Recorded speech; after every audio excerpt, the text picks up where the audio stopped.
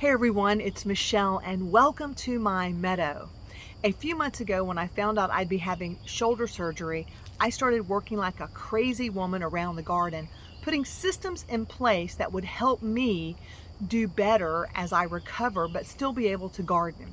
I'm right now a one-handed gardener, but I'll be going through the recovery process and PT, so I won't be able to do the things the way that I have in the past for a number of months.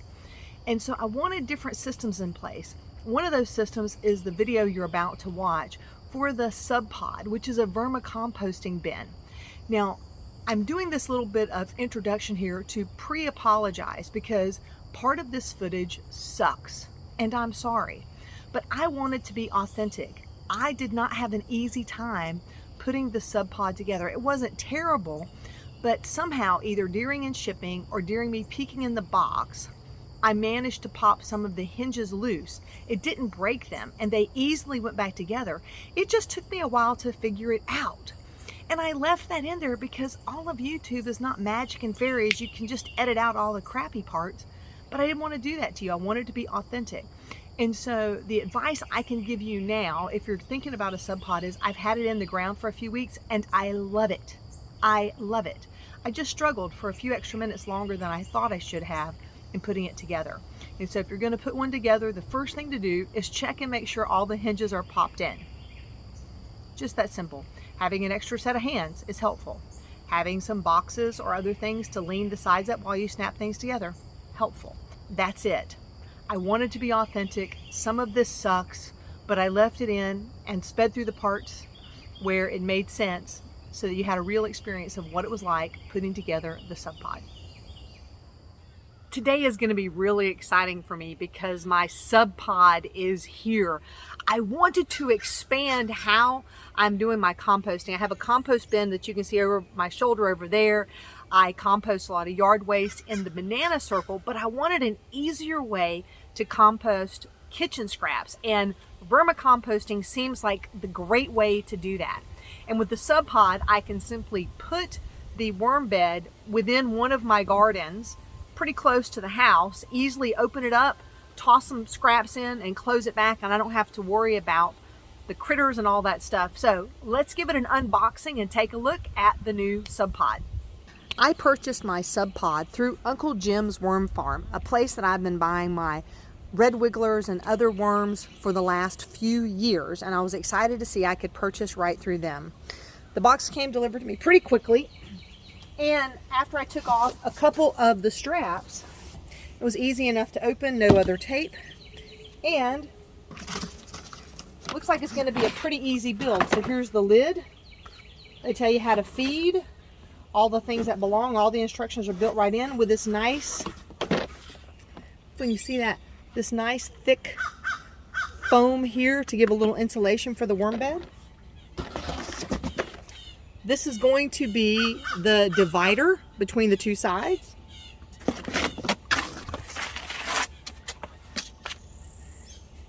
And this looks like it's going to be very easy to put together. Watch this. At this point in putting it together, I'm still really confident this is going to be super easy.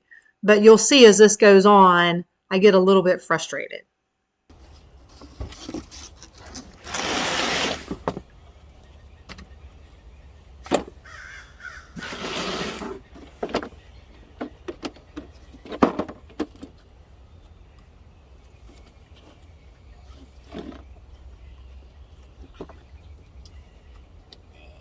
And here's where I find out it's not as easy as I think, because that hinge is disconnected in a couple of places.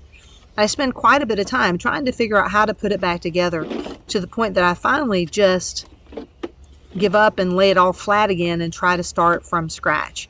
I know this is painful to watch, but I wanted you to sort of see the process that I had to go through in order to do this. Pop it up.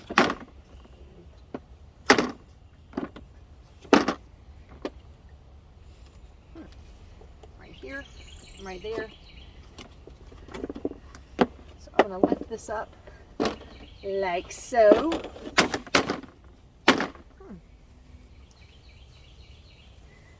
Let's see.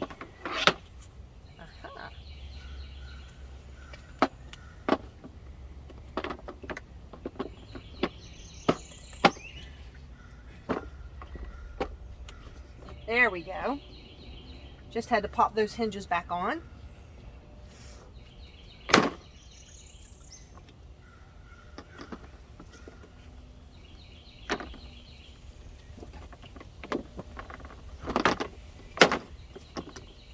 Same for this side.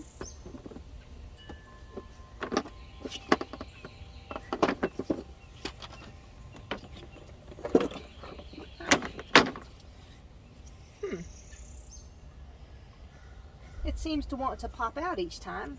Let me take these off for a second. Let's see if I can put the sides up and then do that.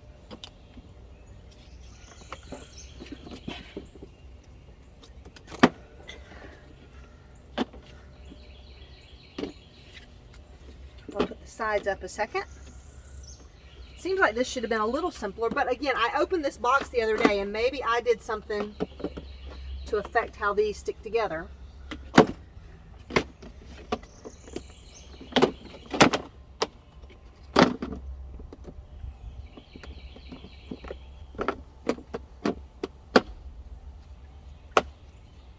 All right, now that's in.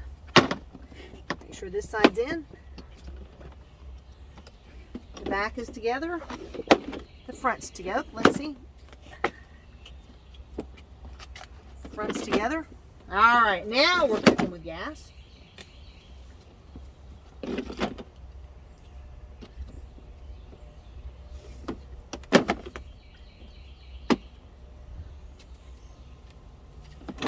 It's just a simple snap with this top one here. That snapped into place.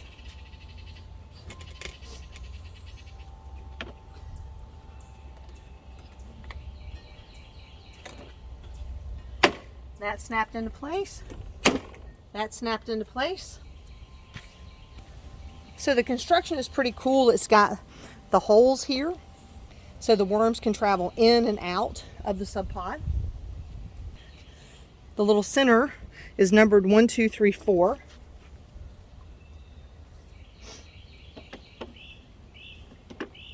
And let's see here. Slide that in like so. Oh, some worm blankets in the bottom here.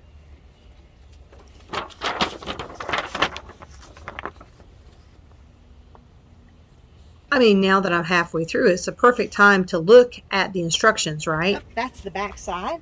Here we go. It says make sure this is standing upward. And this will click down right on top of that, it seems. Right into those little grooves.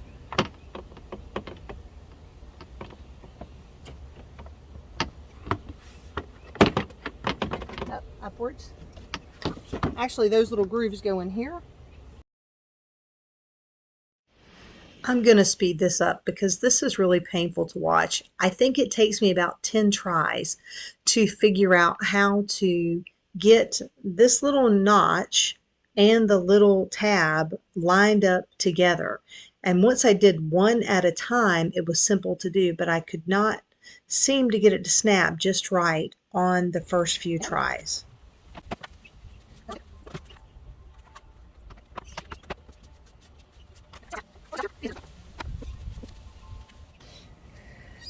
Okay, let's try this again. Looks like I got one clicked. Try a second one. That seems clicked.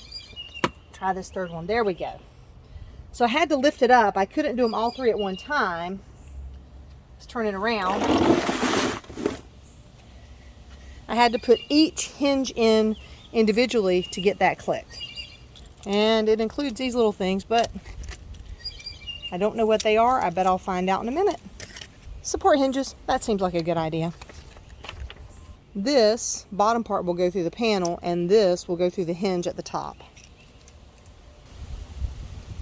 Ah, there's a little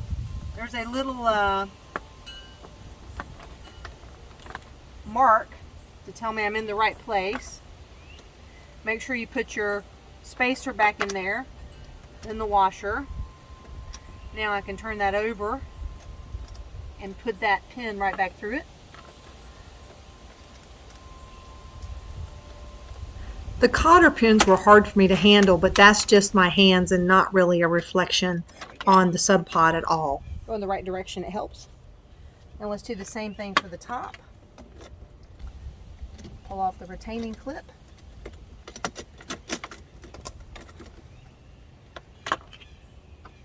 And they said to lean this against the wall so that you can do this part here.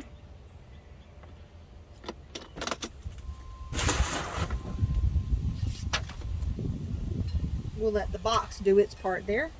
Be my wall. Now I'm supposed to put this through here. I guess I can start here. Just sort of pressure my way through here. Maybe.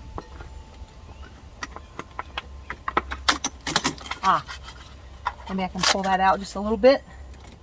A little edge on it. There we go, that worked. Just lifted that out a little bit. Gave me some room to press through. And then through the other side. And where'd that pin go? All right, there we go. Now you pull that to put the lid down. And right here, it's got a little pinhole here. And you could stick a nail or maybe a lock or something through there if you needed to keep critters out. Maybe there's an extra pin here that I didn't see. Be a really nice way to keep critters from opening it up. Next up, let's dig a place in the garden to put this Subpod to work. And remember, once you've unpacked your Subpod, you can tear this cardboard box up into small pieces and compost it too. The Subpod is going in the garden box right there. So I need to dig up those kale and the okra from last year to make room.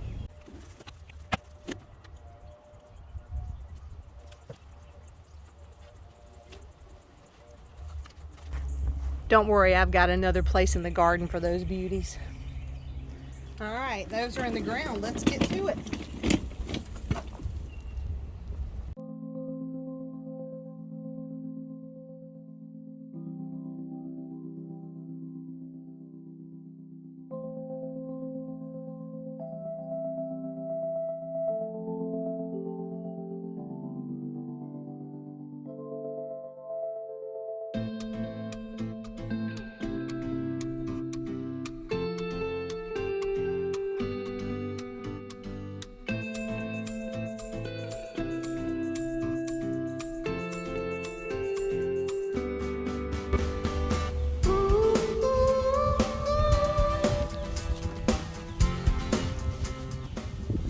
Big lovely juicy guys.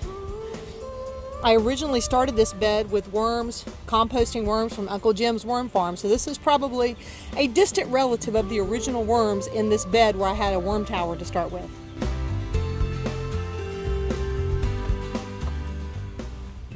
The instructions say 3 inches on each side. I'm not quite at 3 inches there, but I'm going to try to push it back just a little more.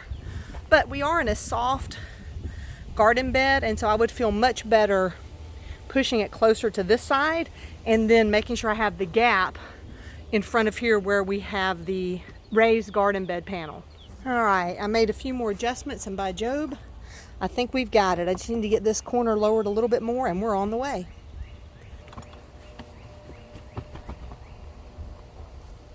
I am at the wood in the bottom of this bed, so that is not going to go down any deeper, but I'm going to go ahead and start filling the soil back around the edges and get my garlic back in the ground.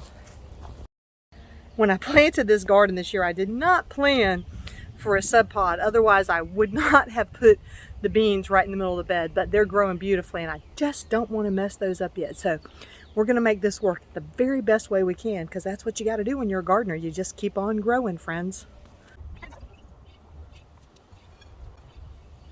We have the Subpod. I'm going to add a little of this soil that's already on the ground back into the bottom of that as well. So here we go. Now we're just waiting on the worms to be delivered. I'm expecting them to be here today. All right, so that took a few minutes to get that put together and dug out. Here are my first impressions. You're going to need a little bit deeper space than you realize. So plan for that and make sure that you have an extra 6 inches in each direction, 3 inches for each side to allow for the airflow and for worm flow. I was trying to snap in all 3 hinges at the same time.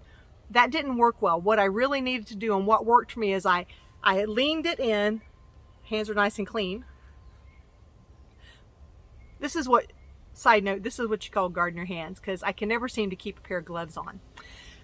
But what worked for me was leaning it, snapping the first one, then the second, then the third. Once I did it that way, I had no problem getting the lid to snap in. It was lightweight enough for me to carry and put in the garden, and now it's over there and ready for the worm delivery. I am really excited about this. I've tried worm towers before and worm buckets, and I never seem to be able to manage it as well as I should. I'm hoping, because this is larger, because we eat a lot of fresh food, we have a lot of fresh food clippings, I'm hoping this will really help us with our kitchen scraps, and we won't overload the worm bin because we'll have plenty of room for the scraps and plenty of worms to gobble them up.